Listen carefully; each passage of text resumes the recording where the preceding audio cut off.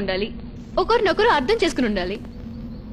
లేకపోతే మనలాగా ఒకరినొకరు ప్రేమించుకునైనా ఉండాలి. ఎందుకు నవ్వుతున్నావు? మనం ప్రేమించుకున్నాం అంటుంటేను. అదేంటి అలా అన్నావు? లేకపోతే మనిద్దరం ప్రేమించుకోవడం ఏంటి? కొత్త విషయం చెప్తున్నావు. సర్లే నాయనా, వచ్చినప్పటి నుండి ఏదో రకంగా నన్ను ఏడిపిస్తూనే ఉన్నా. ఇక ఆపు, ఇది లైఫ్ కి సంబంధించిన విషయం. పెద్దవాళ్ళకి మన ప్రేమ సంగతి చెప్దాం రా.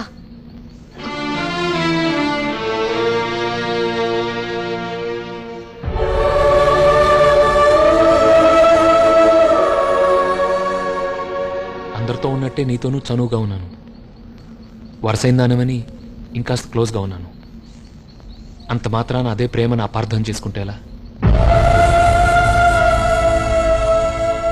అవును, అపార్థం చేసుకున్నాను. పిచ్చిదాన్ని. నీతో గొడవపడి ఓడిపోయినప్పుడల్లా బావ చేతిలో ఓడిపోయిన మరదల్లి అనుకున్నా. అందరి ఫోటోలు తీసి నా ఒక్కదాని ఫోటో తీయకుండా ఏడిపిస్తే బావ గుండెల్లోనే ఉన్నాను కదా, ఇంకేంటి అని సరిపెట్టుకున్నా.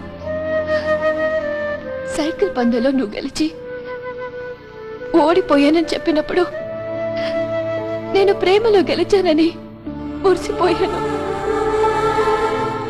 కానీ ఇప్పుడు తెలిసింది నాకు,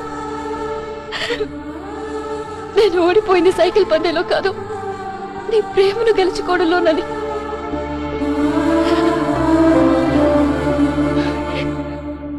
రఘు, ఒక్కసారి నా కళ్ళలోకి చూసి చెప్పు, ఇన్ని రోజుల మన పరిచయంలో ఏ ఒక్క రోజైనా, ఏ ఒక్క గంట అయినా, ఏ ఒక్క క్షణంలోనైనా నన్ను ప్రేమించానని నువ్వు అనుకోలేదా?